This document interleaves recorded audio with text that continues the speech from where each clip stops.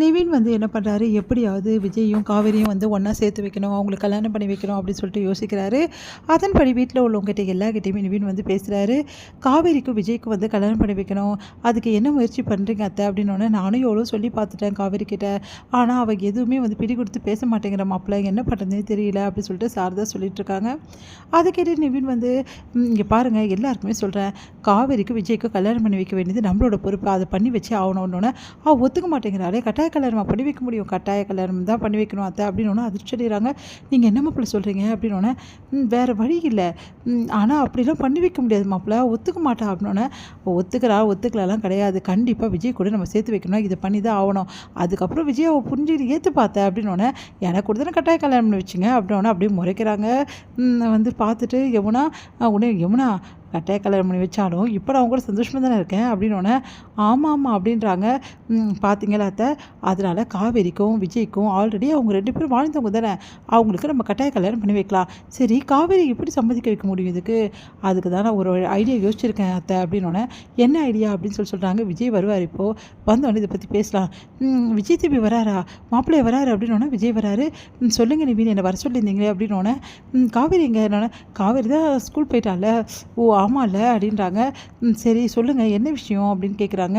நாங்கள் எல்லோரும் ஒரு முடிவு பண்ணியிருக்கோம், உங்களை காவேரிக்கு கல்யாணம் பண்ணி வைக்க போகிறோம். காவேரிக்கு கல்யாணம் பண்ணி வைப்பீங்க, சரி அவள் ஒத்துக்கணும்ல அப்படின்னு விஜய் கேட்குறாரு. கண்டிப்பாக ஒத்துப்பா, அதுக்கு நான் ஒரு ஐடியா வச்சுருக்கேன். என்ன ஐடியா அப்படின்னோடனே, காவேரிக்கு இப்போ என்ன பிரச்சனை, உங்களை கல்யாணம் பண்ணிக்கிறது தான் பிரச்சனை, மற்றபடி அவள் கல்யாணத்துக்கு ரெடியாக தான் இருக்கா அப்படின்னோடனே, அதான் என்ன பண்ணிக்க மாட்டேங்கிறாளே, அதுதாங்க நாங்கள் எல்லோரும் சொல்லிகிட்ருக்கோம் அப்படின்றாங்க. அதை கேட்டுட்டு, அதுதான் அத்தை நானும் சொல்கிறேன், இங்கே பாருங்கள், காவேரிக்கு இவர்கிட்ட என்ன பிரச்சனை தெரியுமா, இவருக்கு ஆல்ரெடி கல்யாணம் ஆகிடுச்சு, இவர் ஆல்ரெடி ஒரு பொண்ணை விரும்பினாருன்னு தான் பிரச்சனை. இப்போது காவேரிக்கு உண்மை தெரிஞ்சிச்சுன்னா பிரச்சனை கிடையாது, ஆனால் காவேரிக்கு நம்ம உண்மையை சொல்ல முடியாது.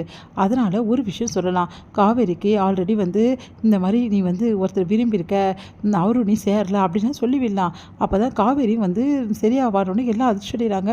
மாப்பிள்ளை இதெல்லாம் சரிப்படுமா, நான் பார்த்துக்கிறேன் அத்தை அப்படின்னு சொன்னோன்னே, சரின்னு சொல்லிட்டு எல்லோரும் ஒத்துழைக்கிறாங்க.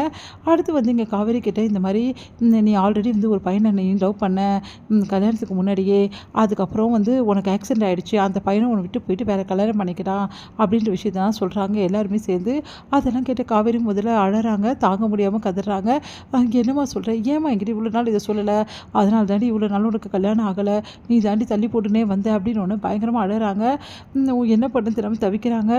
உடனே இவ்வளோ நடந்திருக்கு, அந்த பையன் யாருன்னு தெரிஞ்சுக்கணுமா, அவனை பார்க்கணுமா, நான் இங்கே பாரு காவேரி, அவன் வேற ஒருத்தையோட புருஷனாயிட்டான், இதுக்கப்புறம் அவனை நினைக்கிறதோ பார்க்குறதோ நீ தப்பு, நீ தாண்டி சொன்ன, அதனால தான் நம்ம ஊரை விட்டு கூட வந்துட்டோம், சொன்னது புரிஞ்சுக்கோ காவேரி அப்படின்னோடனே காவேரி அழறாங்க பயங்கரமாக.